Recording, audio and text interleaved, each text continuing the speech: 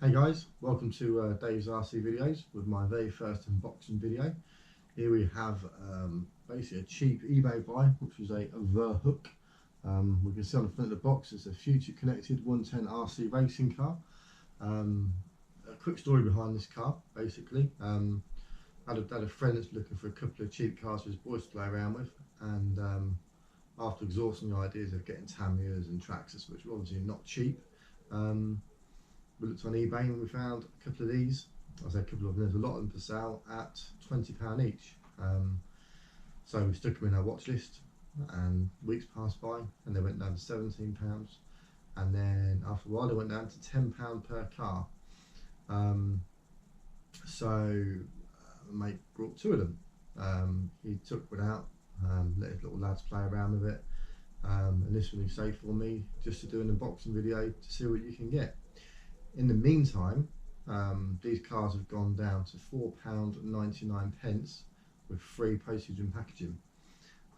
Basically, they are 2.4 gigahertz, ready to run models.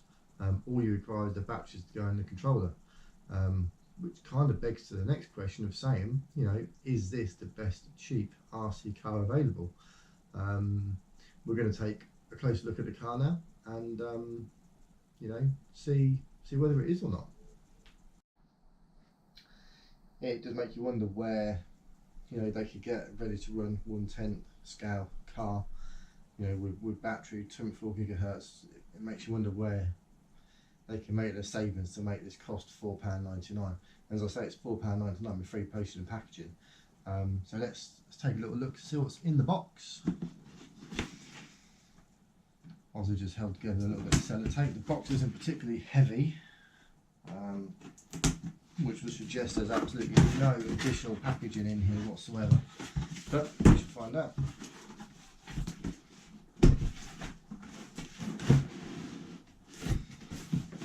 Turn the box around so it's the right way.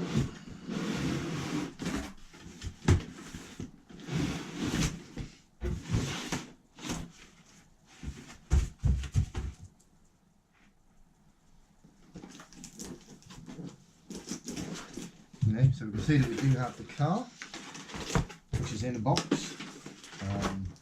There's no sort of additional packaging really that it has. You know, there's no sort of you know, no box saying what it is or anything. It's simply just in. Well, you can see what it's in. Looks like we have our instruction sheets just here. Nothing particularly amazing, to be honest. About what you expect really: battery loading, operation, steering wheel of the controller, and that's about it really. So let's carry on going. Let's delve a bit deeper, get these bits of tape cut and see what we have.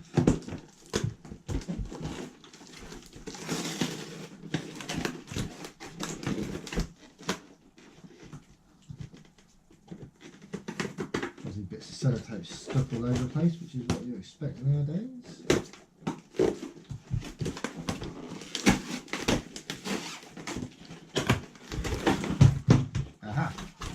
There we are.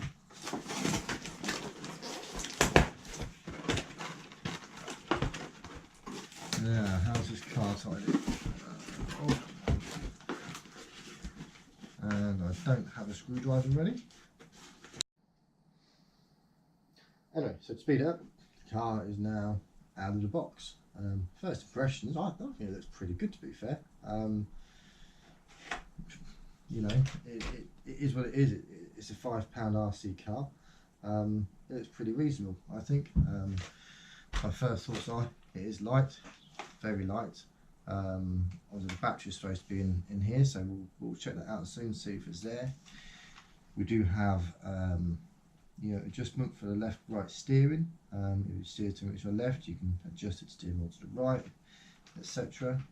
That's front and rear bumpers. Looks like a sort of a Lexan body shell, or very cheap thin plastic, but it works. It also looks like well, maybe not. I was wondering whether, look at that, if it's able to move the wings onto different positions, but I don't think it is. I think they're stuck where it is. Yeah, we'll see. We've got, there's like a heat sink in there. The suspension, you know, there's not really much damping in there. It's just sprung. They don't look particularly strong, especially sort of looking in here, this section here. They look quite weak. I don't think they'll take a lot of abuse before they break. But you know, it is what it is. Once again, £5.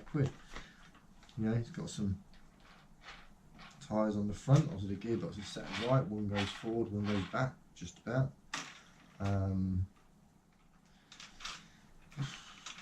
There's a little bit of play in the front wheels, but probably better than the original Tamiya cars, to be fair. So that's okay.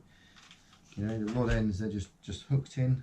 They're not particularly brilliant, but you know, they're probably going to do the job. We've got the controller, 2.4 gigahertz, an aerial. Yeah, I mean, this is obviously where you can see the cheapness starts to come in. It simply has a forward and a reverse. I don't know if it has a brake yet. And that's it really. Yeah, there's no sort of play, mild acceleration, that's it. The steering wheel has very little movement, so I think it's either bust, which we'll find out later, or it's all to the left, all to the right. And that's it really.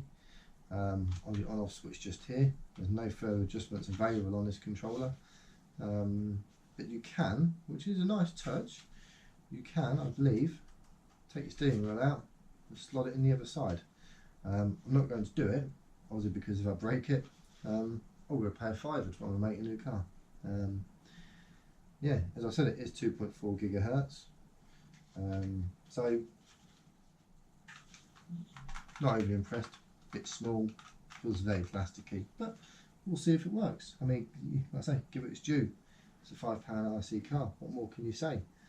You know, the front wishbones, the front suspension arms, they're looking a little bit weak, but one's going to put it on an overly fast car, so it's probably going to stand up quite nicely.